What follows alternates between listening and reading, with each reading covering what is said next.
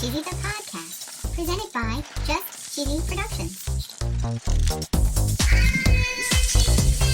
Hi there, I'm your host Fondue. I'm Cheesy. This week, we learn all about the oldest burned cheese in the world. Whoa. We talk about campfires, melty cheese, Ooh. a Chicago Greek cheese invention, Whoa. and we discuss a Norwegian tunnel. Oh, we're no. also going to find out if cheese can be used as a candle. Can it? And of course, we're going to tell our very cheesy joke. Of Stay course. tuned for episode Fire on Just Cheesy, the podcast. You know, Cheesy, cheese and fire go way back. Way back. It turns out that this is one of the oldest and most dramatic relationships in culinary history. It is? Someone burned some cheese in Denmark 3,000 years ago, Whoa. and the actual pot survived. Whoa. According to NPR and the Smithsonian Magazine, archaeologists were digging in a Bronze Age trash heap in a hilly wetland in Denmark, Whoa. and they unearthed a completely intact clay pot. They did? It contained charred residue burned on the inside. Wow. According to head archaeologist Rasmussen of the Silkeborg Museum, it was a glassy, foamy substance. Ooh. They say it was a lot like you've had a fire and the ashes have been burning so hot that they sometimes cinder together. Wow. Analysis at Denmark's National Museum confirmed it was bovine lipids consistent with Ew. a whey-based cheese similar to Brunost. No way. The pot is approximately 3,000 years old. Holy cow. You can say that again. Holy cow. According to ZME Science and Mental Floss, finding charred cheese in ancient cookware is extremely rare. It is? Archaeologists almost always find charred grain or seeds. Whoa. This discovery is considered significant because it provides a glimpse into the dairy culture of ancient Northern Europe. Wow. Let's fast forward a little bit to 1574. Fast forward. According to Wikipedia and Food Republic, the word raclette comes from the French word racler, meaning to scrape. Oh. References to melting raclette-type cheese in front of an open fire go back to this date in the Swiss canton of Valais. Whoa. Cowherders carrying wheels of cheese moving cattle up or down the mountain would hold the cheese near a campfire in the evening Ooh. to soften the face of the wheel. Oh. When the surface became molten, they would scrape it directly onto bread. Yummy. Just cheese, fire, and a knife. Ooh. And according to Food Republic, the electric raclette machine was invented in the 1950s Wow. and turned a campfire tradition into a tabletop dinner party format. Nice. Wikipedia says the tradition is so embedded in Swiss identity that the Swiss government officially recognizes raclette They as do? part of the country's cultural heritage. Wow. Of course, my namesake Fondue takes Fondue. the fire relationship one step further. Ooh. Fondue doesn't just use heat to melt cheese, it deliberately doesn't? burns some of it as the finale. Ooh. According to the Swiss government's official About Switzerland site and Great British Chefs, when a fondue is made correctly, a thin crust of toasted cheese forms on the bottom of the pot. Ooh. This delicious crust is called la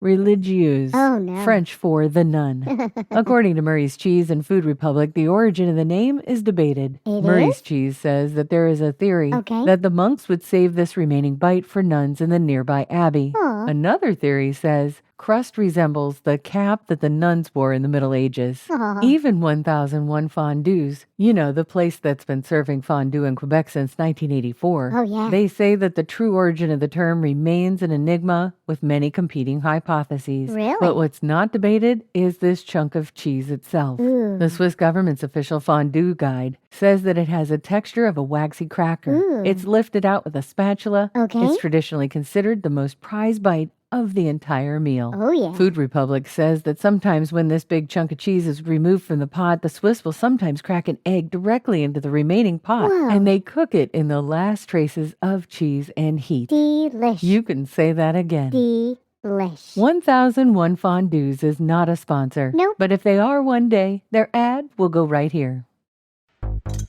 Hi there, it's Fondue. And Cheesy. And this is a call to action. Yes. We currently do not have a sponsor. Aw. And this is where you come in. Yeah. We're offering a host-read ad to fill this 50-second slot. Oh, yeah. If you make cheese, Yeah. if you sell cheese, if you love cheese, I love cheese. if you're a creamery, a dairy, a cheese board company, a cracker or wine company, Whoa. a brand, a business, a podcast, Anyone. or anyone who's ever listened to this podcast about cheese, we're looking for you. We're looking for you. We'll accept money. We'll accept cheese. We'll Cheese. accept money and cheese. A podcast ad spot. It's your chance to get creative. Especially cheese. This podcast reaches real people who are passionate about cheese. They are. And this 50 seconds could be yours. It could be So yours. reach out to us at info@justcheesy.com to see how you could give cheese a chance. Give cheese a chance. Now, back to the podcast.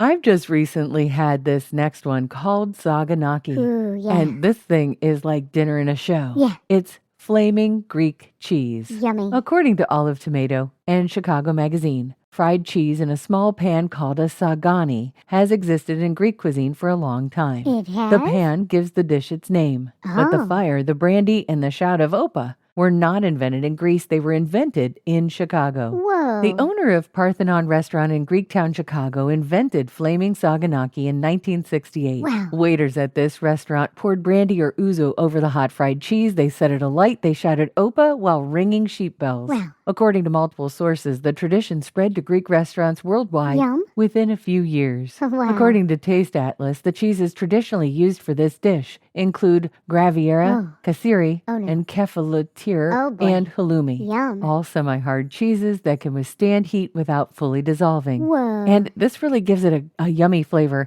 Yeah. A Pure Palate cooking site says the flames are extinguished with a squeeze of lemon juice. Ooh. And let me tell you, it is so yummy. So yummy. And of course, a little dramatic. And speaking of dramatic, Okay. there was a very dramatic cheese fire Oh. in a Norwegian tunnel. Oh, no. According to NPR and the Norsk Storyteller, in January of 2013, a truck carrying approximately 27 tons of brunost Whoa. caught fire inside the Bratley Tunnel Oh, no. in northern Norway. Now, brunost we just covered in our Scandinavian episode, Norway. Norway. And this is made by boiling whey with cream until the milk sugars caramelize. Oh, yeah. But it's that caramelized sugar Uh-oh. and high fat content Yeah. that make it extraordinarily combustible. Ooh. They say when brunost catches fire, it burns nearly as intensely as gasoline. Whoa. A Norwegian police officer at the scene described it as burning like petrol. Oh, my. And I'm talking pretty bad here. Oh, no. According to NPR, the fire burned for 5 days. 5 days. The intense heat and toxic gases from the burning cheese made it nearly impossible for firefighters to approach. Oh, no. The tunnel was so badly damaged that geologists Yeah? had to assess the structural integrity before it could reopen. Oh, no. Traffic was closed for weeks. Holy cow. And I guess a fire that intense made me think,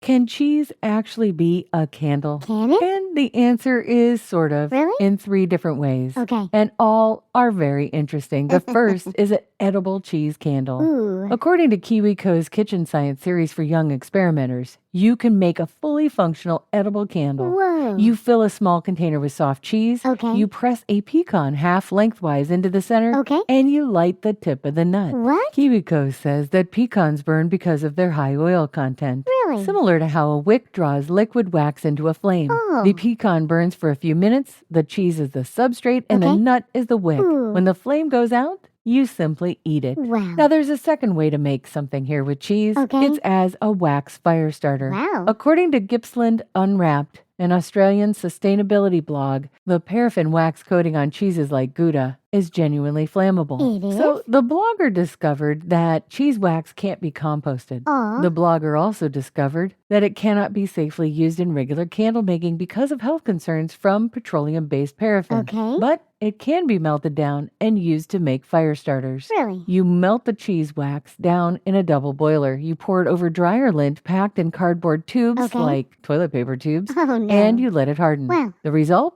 is a functional fire starter. No way. And then, of course, there are novelty cheese candles. Of course. There's an entire market for candles shaped like Emmenthal wedges, brie, Oh, yeah. mac and cheese bowls, and these are usually made from soy wax or paraffin, not actual cheese, and they're not edible. Aw. But there's a London gift shop called Choosing Keeping, Okay. and the wax used to make their food-shaped candles is the same grade of paraffin used to coat actual cheese for preservation. Whoa. The cheese wax and the candle wax are literally the same material. I'm ready for a joke, Fondue. Okay. Why didn't cheese want to jump on the grill? I don't know why. It was afraid of having a meltdown. Oh, ha, ha, ha. Get it? I get it. That was silly. Yeah, it's kind of silly and Yeah. a little bit cheesy.